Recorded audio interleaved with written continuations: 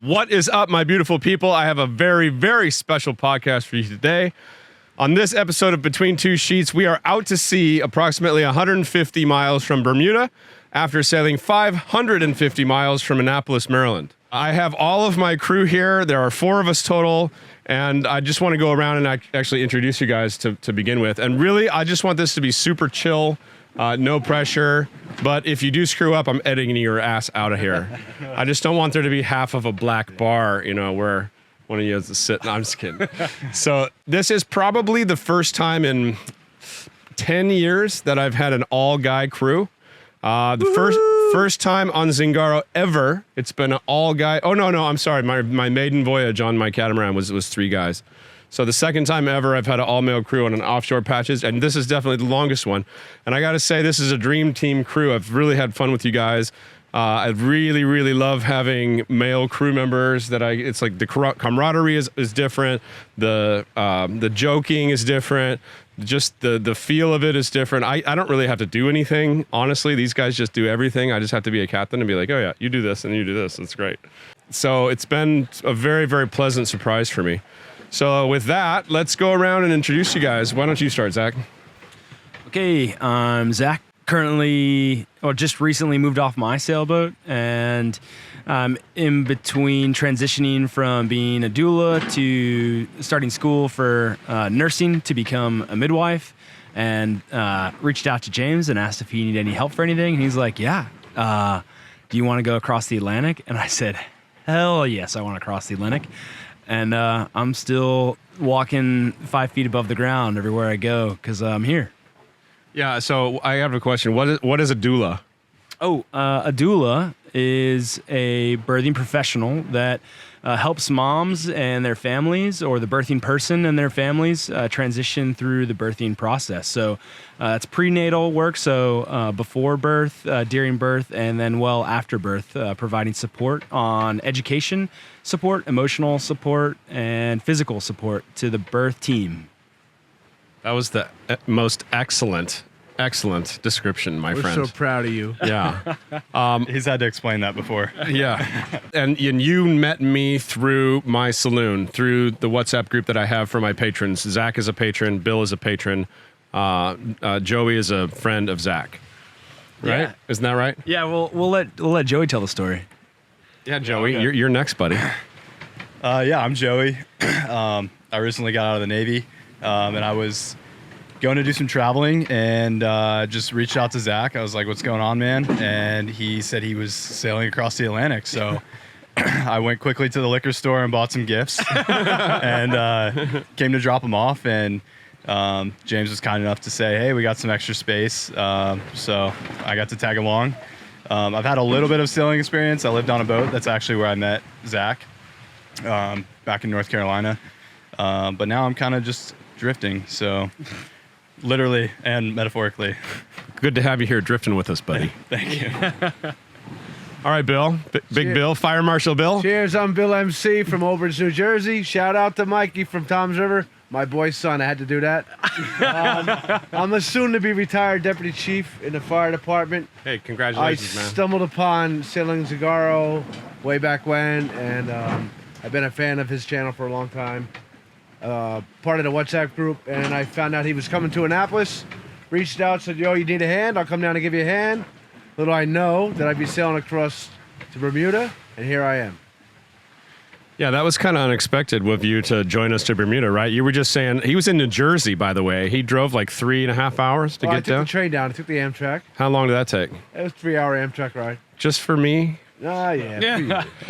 and Zach, right? So Bill is also in our WhatsApp group. We call it the Saloon. So just to give you guys some background, I have a WhatsApp group for all my patrons. My patrons are everybody on Patreon that donates per video for my creations. So I have like 250 people on Patreon, and like about 150 of them are in this WhatsApp group.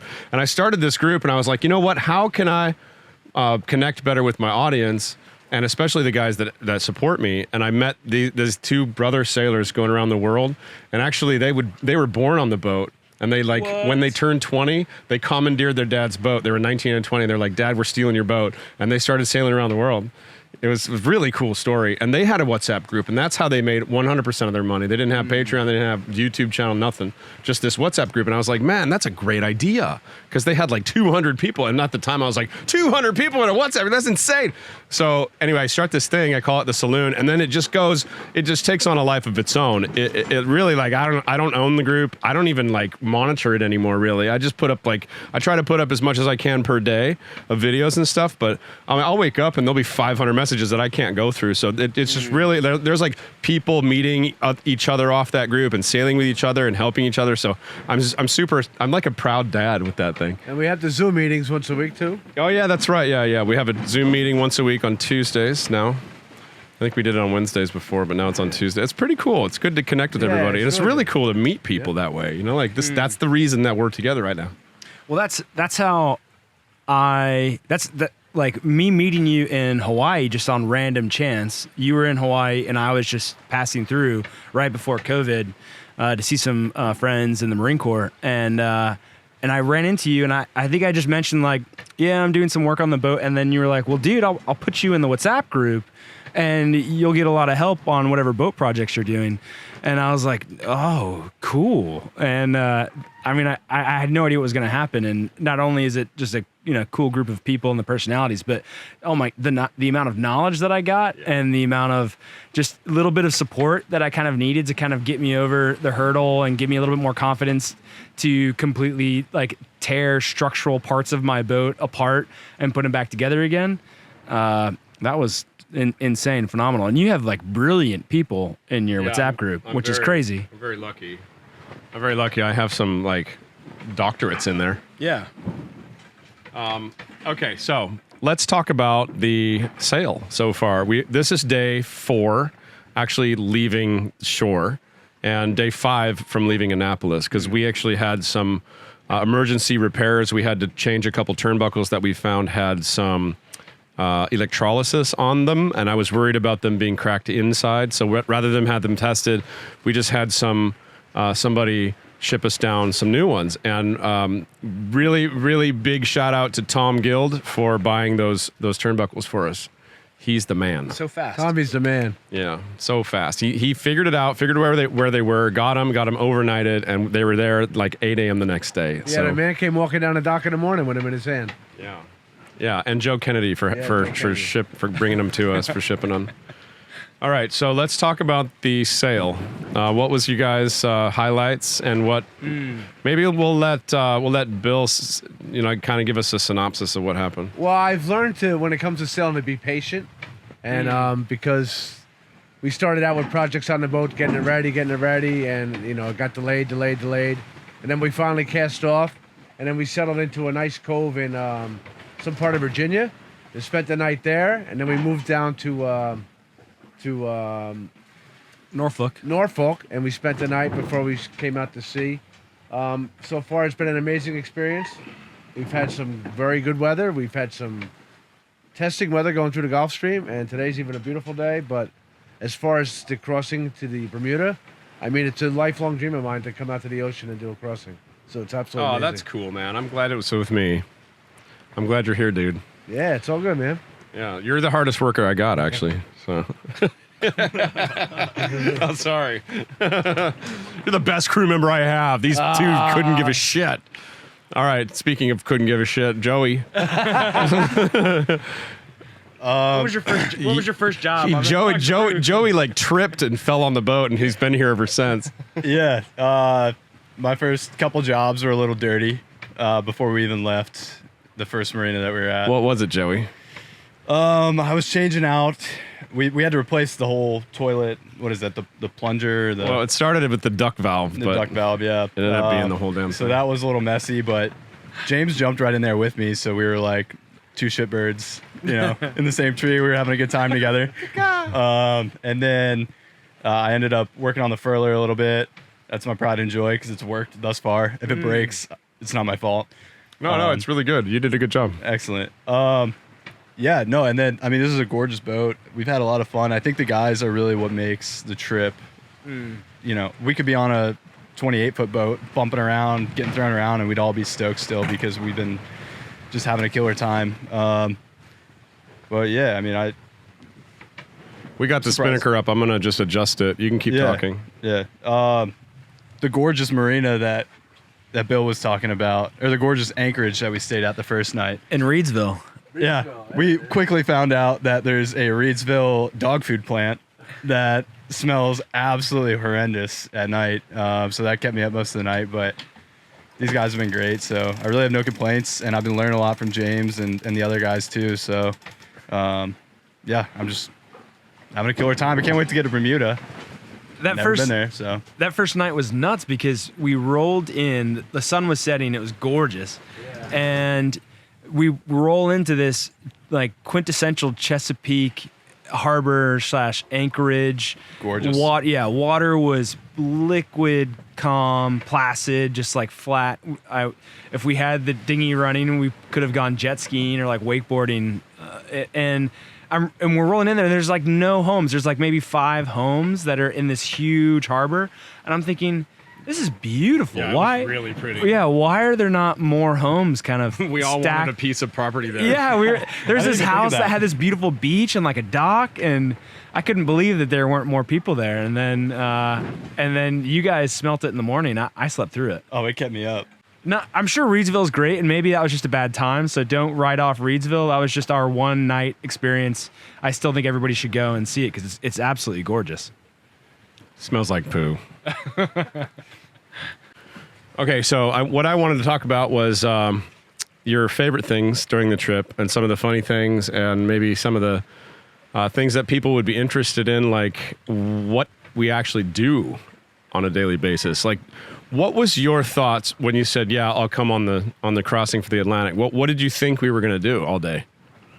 Well, me, I was a little apprehensive. Like, I never crossed the Atlantic before, and I know, your capabilities. But then I knew when I met the crew, I had a Marine pilot and I had an Army corpsman, and we lost the guy who was supposed to be with us. Shame to say, but I knew I was in good hands, and I didn't know what life was going to be like on board. And then we set up a schedule, and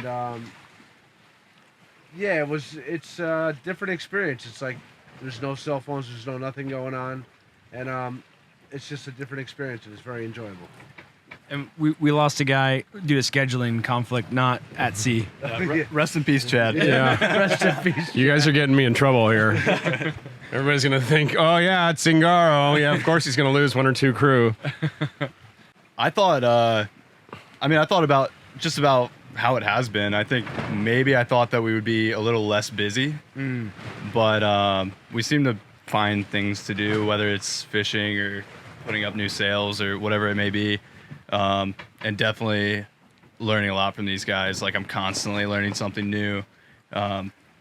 So I guess I expected that in a little bit, but also just kind of how much information has been coming in has been like an overload almost. So, but James and Zach both are a little bit more knowledgeable than me for sure, and they've been pretty good about dumbing it down. So, yeah, no complaints here. I started reading, which I don't read a lot, but maybe that shows you what we're doing with our time. What about you, Zach? What's your take? I was going to say, Joey's a solid sailor, so I'm flattered that he's learning things from me. Vice versa, too. I'm learning things from Joey, too. That I think keeping a student mindset out here will serve you well. Actually, I wrote down, did I tell you that I wrote down our first conversation? Like, I was taking notes, and then I wrote down, like, your responses to those notes. Really? Yeah, so James, so when we were talking about possibly making this happen, James was like, yeah, I'll give you a call and we'll kind of work some stuff out. So I was like, okay, I wrote down like some questions that I had for James, and like one of them was, well, he asked me like, what's your background and all that stuff, and we chatted about that, and he's like, do you have any questions? Like, yeah, I do. Some serious questions. Let me get the list. Yeah. And I was like, what are your expectations? And James was like, nothing. I was like, okay. Any like serious gear that you think is like absolutely essential? And he goes, shoes. And I was like, okay, like good shoes? He's like, yeah, bring good shoes. It's going to be cold up there, man. It's going to be cold. And I was like, okay, good shoes, cold.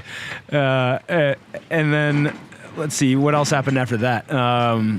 I think it was like who else was coming and like what were the rough plans, and James was like, yeah, I think these people might come and we might pick up this dude here, and None of that happened. yeah. But I loved that. Yeah, that was great. So my expectations overall, other than that, were that we were going to get into some big weather, kind of, and I think some people have that when they come out to see, but you know, knock on teak, it's been amazing. Well, the Gulf Stream's been a little rough.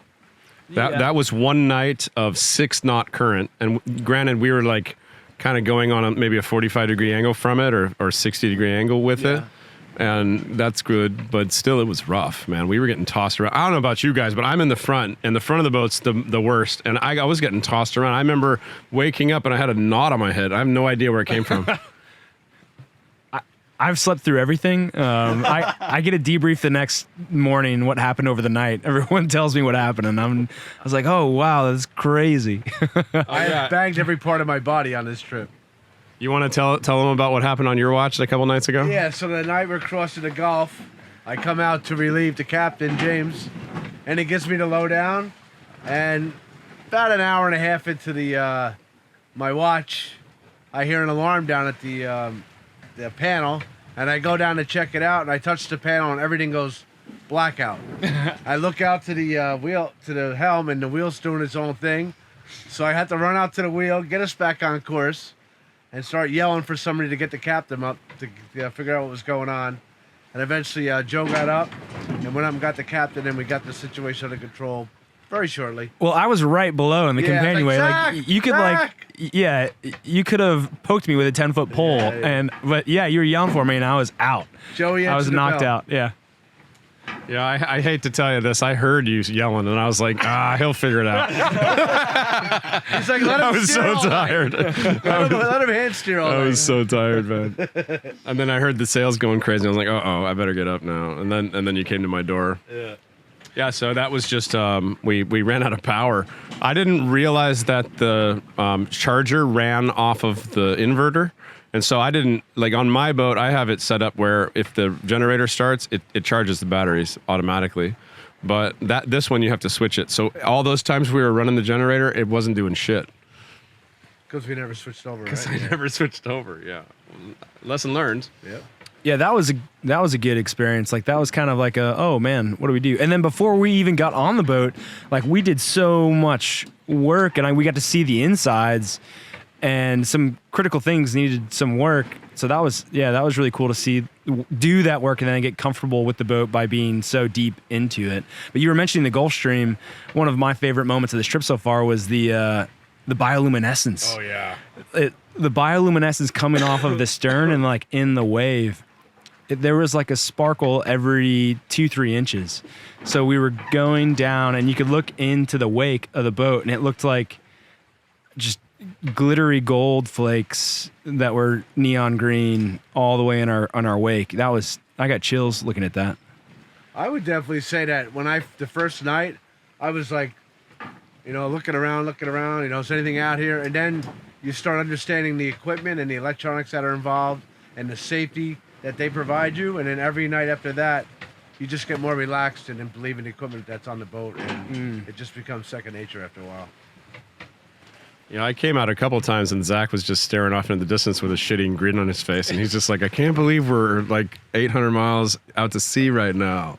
That's insane.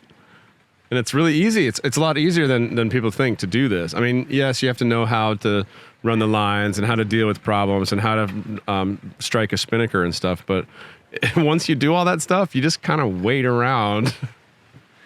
Yeah, that not only 800 miles out, but also 15,000 feet of water under us, like when we went for the swim. Oh, yeah. Joey took a swan dive off the bow. Legend. For that swim in the middle of the Atlantic between here and Bermuda. I think we were like midpoint, and James comes out and he goes, so you guys want to swim? When Bill was like, yeah. Yeah. It was actually probably too rough for that, to tell you the truth. It was really hard to get back on the boat. Yeah, almost getting sliced in half by the boat, rocking up and down. Yeah, it was kind of like the whole rudder was coming out of the water and like coming down like a big knife, because this thing has dual rudders. It was crazy looking. It was scary. Yeah.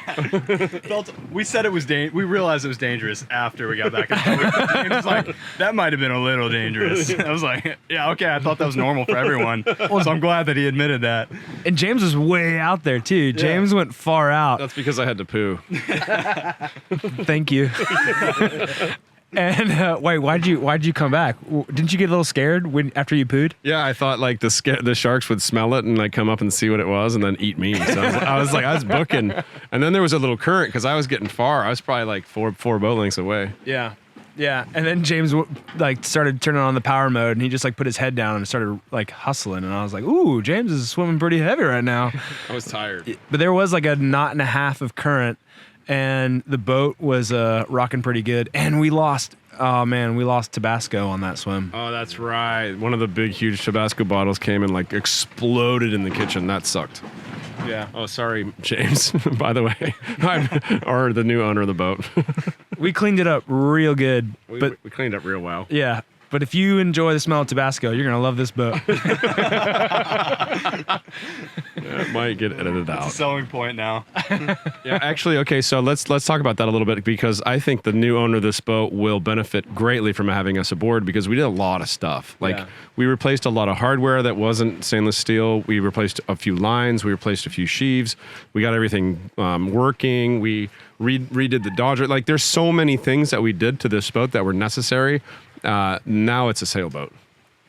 I think that was one of the enjoyable parts of this whole passage is the process of getting the boat ready to go.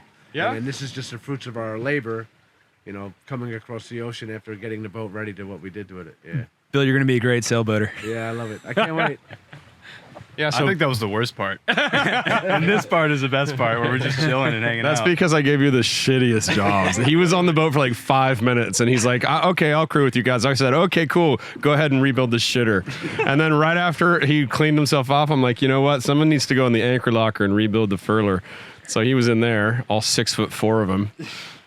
And then didn't you get like just a brand new shitter anyway? So none of that was really needed?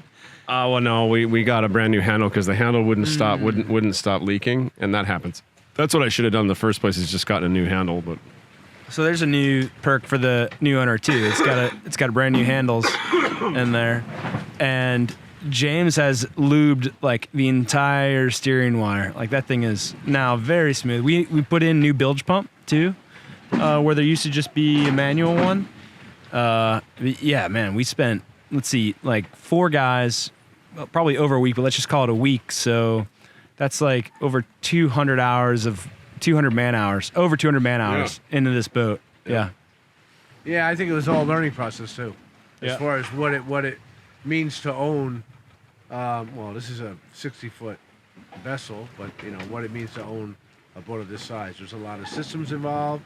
There's a lot of maintenance involved, and it was certainly a learning experience. okay, so let's go back to right now. Let's go back to the present. What's been your favorite part of this trip? My favorite is I don't know any of these people. I know James from WhatsApp, and from Patreon. I never met him face to face. I don't know this guy but it just seems like we just got together and we've learned to sail with James, and we've made everything work and made some fabulous food, and the environment speaks for itself, and then having the crew that we have makes that environment even better. So Yeah. it's been a home run 100% all the way through. Thanks, Bill, man. That's awesome. Yeah, and I think these friendships built here are gonna last a while, so that's sweet. Joey. I think I get pretty excited when Bill's excited. So when he reeled in that tuna the other day. Oh, that's right. The 50-pound tuna, Yeah, dude. everybody was stoked. Bill's like jumping up and down. I gotta send this to my buddies. It's like, I had a huge smile on my face during that. I think I've really been enjoying people kind of struggle, and then like when we finally get something right, it's always like everything's calm at that point, and we're like, James is always like, "Good job, dudes! Like we nailed it. This is what we'll do differently next time." We always debrief it, and I think just that camaraderie has been really, really sick. So, yeah. Yeah, we're all learning, and I'm not too smug to say that I know everything. I'm willing to make mistakes and learn from them too. So you guys are teaching me. But that tuna, holy crap, that's the biggest fish I've ever caught in my life. He's fed us all week. Yeah, and we still have like 3/4 of them left. We divvied out some little bags to like give out to people when we get to Bermuda, so we can have some gifts and make some friends. But we have so much fish left. The whole freezer's full. So when we first hooked it, I was on watch, and I was like, Bill, we got a fish. And I was kind of surprised that we kind of caught one. Like, I think we had just gotten into the Gulf Stream. So I was not expecting day 2 in the ocean to get a big fish. And it was humming. Those clickers were like, zzz, it was going. And I was like, man, this is a big fish.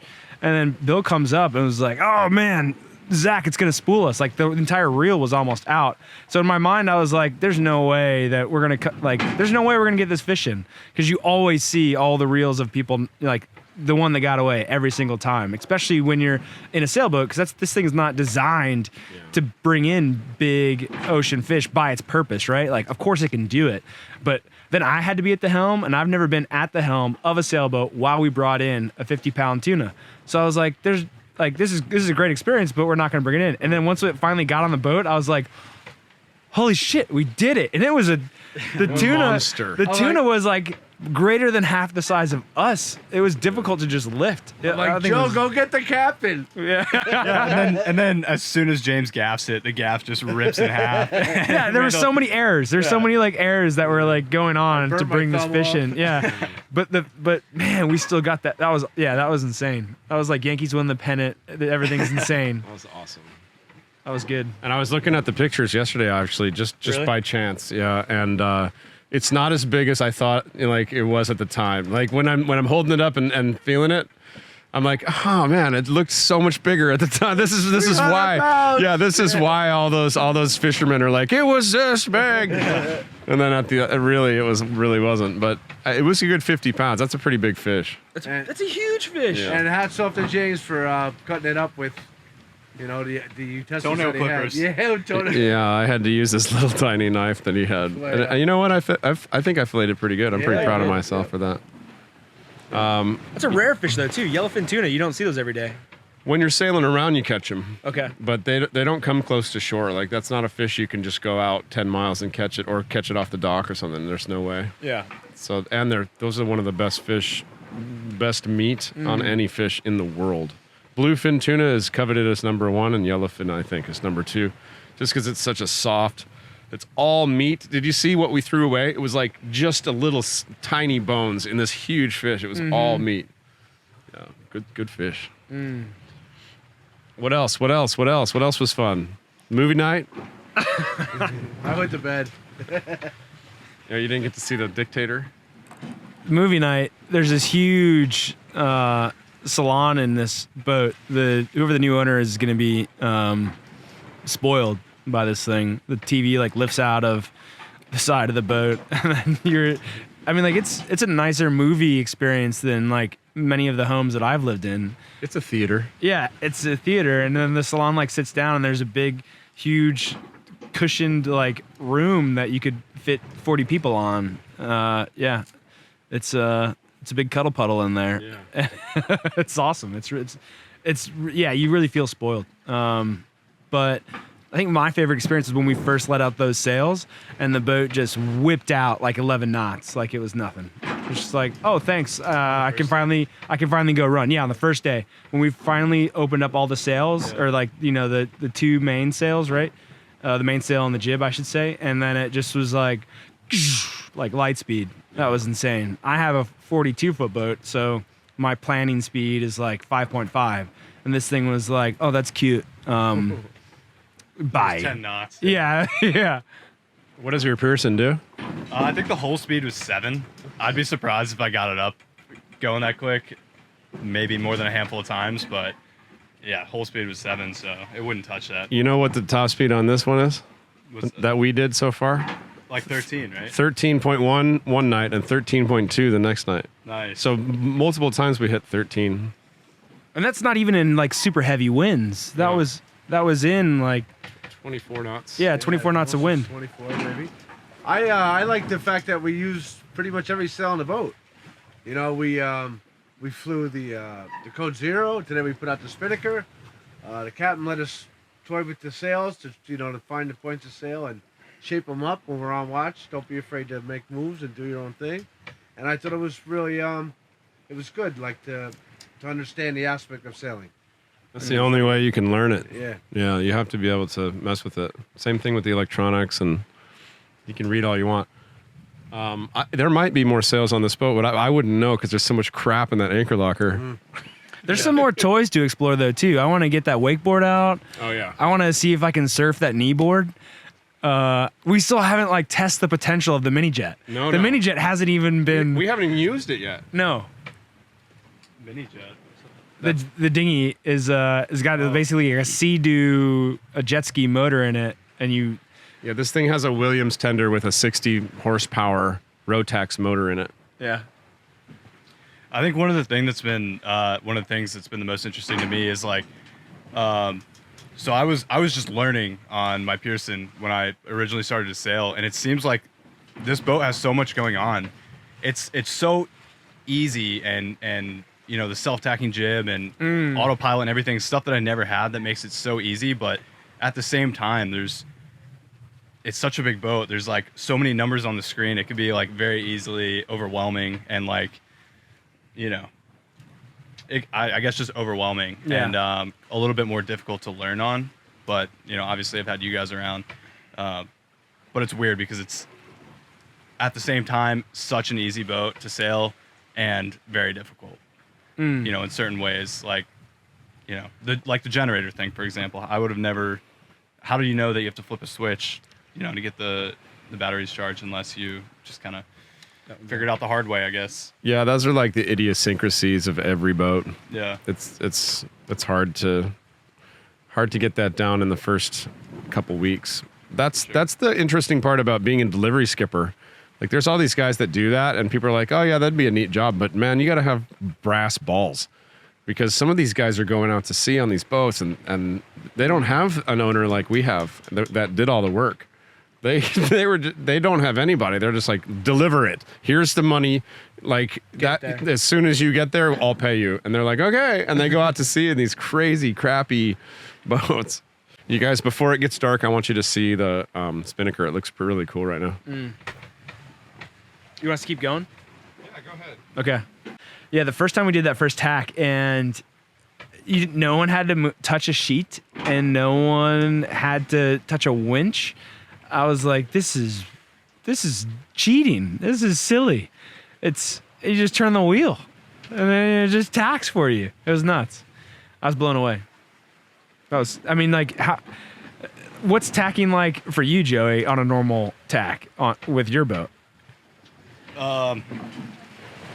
It wasn't horrendous, but like, you got to think about what you're doing. You have to slow down and kind of get in the mindset of like, okay, I'm not just lounging right now. I'm sailing again. But yeah, no, it's really nice. It's really nice not having to touch anything. And,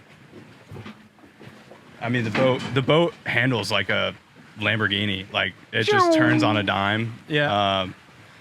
That's definitely a neat aspect. I would love to have a self-tacking jib on my next boat, but we'll see. I don't foresee that happening. You know what? There are some downfalls of the self-tacking jib. I don't think it's a really nice system for if you're really going to go far, because you can't easily backwind the jib and heave to. That's true. And there's times where you want a little bit more control. And there's a lot of boats. They really excel when they have a jib that goes behind the mast. It's called at that point. It's called a Genoa. Yeah. That's the difference. And like my boat has a 140. So it comes like back to here, and that really makes so much power. It makes the boat go so fast and so good and so well and point so high that if I tried, it'd be like cutting the balls off the thing if I had a self-tacking jib on it. So there are times where, yeah, this is nice, but this is more like comfort nice, not like offshore nice. Mm-hmm. Can you explain like what a 140 is if anybody doesn't know? Oh yeah. So the jibs are measured by numbers. So you have the jib number 1, number 2, number 3, number 4, and by percentages. You have a 100% jib, which means that when the jib is out, it comes right to the mast. That would be a 100%.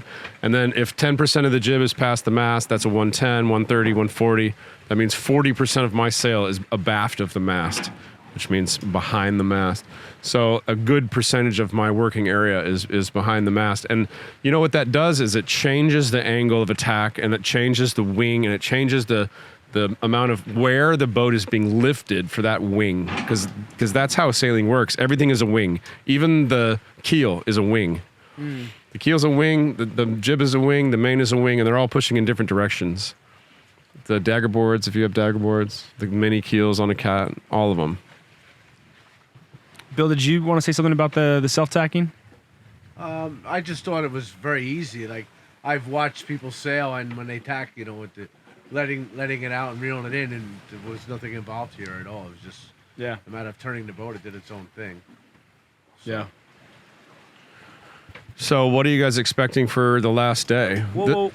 What was your favorite part? Oh, mine? Yeah. My favorite part? Catching that tuna. Yeah, that was definitely a highlight for me. I've got a lot of miles, man, and like all this stuff.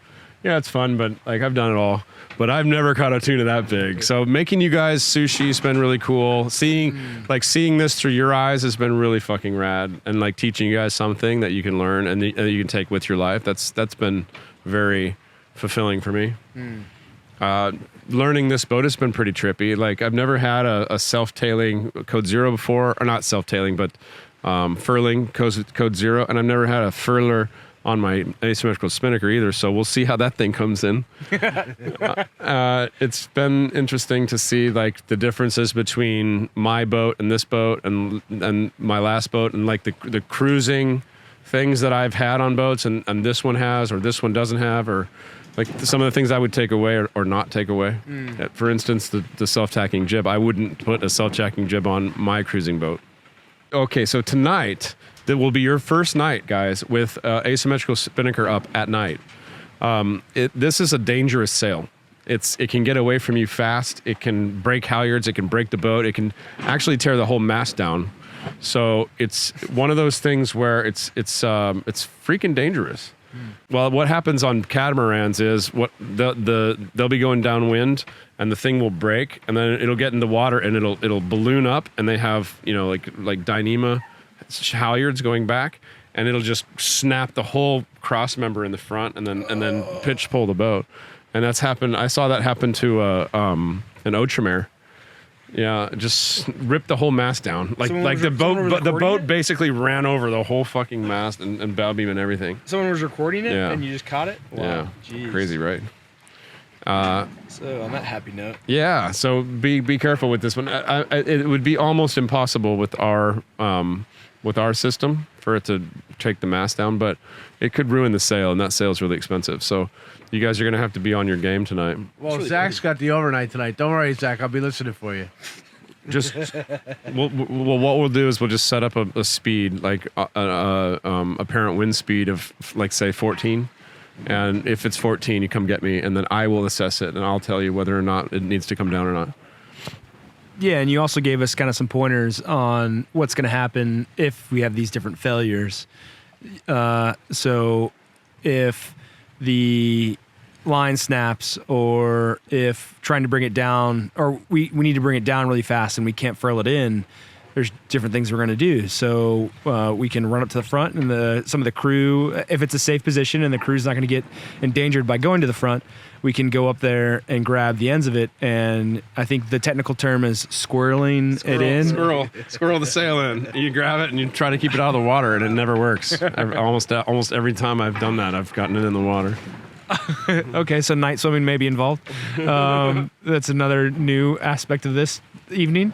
So yeah, we've talked about some of the things that we're going to do, and ultimately it's going to be a safe crew decision, and we're going to take what comes and learn from it and enjoy the heck out of it. Well said, sir. I got a couple more questions for you guys, and then we'll wrap this up. One, let's talk about the end of the sail and Bermuda. Have you guys ever been to Bermuda before? No, I've always wanted to, but haven't been. No, I never been to Bermuda. I haven't been either. No, I haven't either. So all of us, we have no idea what to expect. But I expect warmer water, and I'd really like to go spearfishing. And I have a couple buddies there, and I've heard that John Kretschmer sailing Atticus, Ryan and Sophie sailing, and is that it? I think there's one more. Yeah, I- at least I- one oh, more. oh, Chad and his girlfriend are coming. Oh, Chad and Jen. Yeah, Chad and Jen, which Chad was supposed to come on this trip. That was the crew member we lost. So it's going to be a huge party of sailors there, and we're going to have like this special get together in Bermuda where hopefully we can record some of it. It'll be fun. I think Andy Schnell from 59 Degrees North might be there too, or like is there right now, and will leave before the rest of the crew gets there, or we'll be up there. It's going to be insane. There's going to be so many people there. Yeah, so many cool sailors. I never met Andy. I'd love to meet him. Yeah. He sounds like a cool guy. All right. Any last thoughts, people? Well, my goal, like in retirement, was I wanted to travel, and it's always been a thought of mine to buy a boat and sail, maybe coastal cruise, and maybe one day cross an ocean. And I think this week gave me the confidence to know that it's possible I can do it. You know what I mean? I'd be comfortable doing it, and it's something that I might, pursue. Actually, Bill, you're a great sailor. I would say that you are definitely fit to do this. I would say for you, you're very capable. You've got everything it takes to do it, but you might want to outfit your boat to single-hand it. Because if you buy a huge boat that's too big for you to handle by yourself, you may not be able to, the spinnaker breaks and you have to run up and get it yourself. Yeah, absolutely. And, you might want to stay in like the 42-foot range, something like that, plus or minus 3 feet. And that's your safe zone for like what you can handle at this time, in my opinion. Oh yeah, absolutely. I agree. I couldn't imagine handling this boat, right off the get-go. Something this size, and it's just too big. It's not something I would actually even pursue.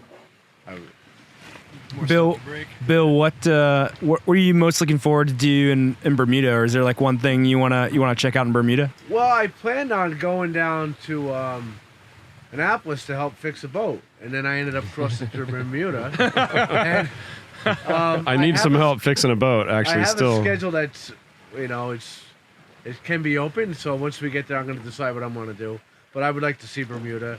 I mean, I love the Caribbean. I know it's not the Caribbean. I've been to the Caribbean many times. I love blue water, so I'm looking forward to exploring the island. I think it still counts as Caribbean, doesn't it? Yeah, I would think so. It's fairly far north of it, though. Where you say the line of latitude was Georgia? Yeah, the Georgia, South Carolina border is the same latitude as Bermuda. Joe, what about you? Like, have to do in Bermuda? Yeah. What are you? Yeah, I'm kind of like Bill. I had no idea I was going to be coming. You were supposed to be in London right now. Yeah. I was supposed to be on my flight literally today. I think the 21st. I think Matt and Jessica was their names, right? Yeah. I believe they told us to go look at Tobacco Bay. I think. Cool. I'm pretty sure that was Bermuda, not the Azores, but it really doesn't matter where we go. This group of guys, like, we're gonna have fun with anything we do, so it doesn't matter. I'm excited to go. Hopefully, do some free diving with the guys and possibly spearfishing. I don't know what the laws are out there on fishing, but we've been having a killer time catching fish and making sushi and all that stuff. So I think that's gonna be. And plus, it's a perfect break point. Not halfway through, but it's going to be a nice stop before either you guys or all of us go the rest of the way. We'll see. But Yeah, we haven't really talked to you about that and gotten a good decision on whether or not you're joining us yet, but I hope you do. yeah, it's definitely there has to be a little bit more discussion about it for sure. But I'm honored that you guys would even ask me. So Yeah, you passed the test, man. Okay, just barely. That's how I usually do it. What do they say? C students rule the world, right? What about you, Zach? So I spent I think 2 hours today sharpening the dive knife and getting the rust off of it from the tuna because it was the sharpest knife on the boat that James required. He has high standards. And I also sharpened and polished my machete for hopefully my first Bermudian coconut. And I want to chop down my first Bermuda coconut and share it with this crew. Oh, that's sweet. They don't let him have sharp things in the U.S. Yeah, he's very, very happy to have sharp things. He had a really strange grin on his face while he was sharpening those knives. Yeah. All right, crew. Well, I very much appreciate the time. This was really fun. You guys are more than welcome to come sailing with me anytime you would like for the rest of your life. You got a berth on my boat. So thank you guys for joining us, and see you next time on Between Two Sheets. Peace. Out. All right, that was fun, right? Yeah. Yeah. That was insane. I think a lot of my like have to be probably edited out of there. Nah, you're a good speaker, man. Yeah, Black Row. I'm just like hyper conscious. Yeah, everybody kind of is. Wait till you hear your own voice, you know. And then you're like, I oh, always think I sound like a girl when I talk. God. You do. It is. Jay, that's what first Let me sing for them.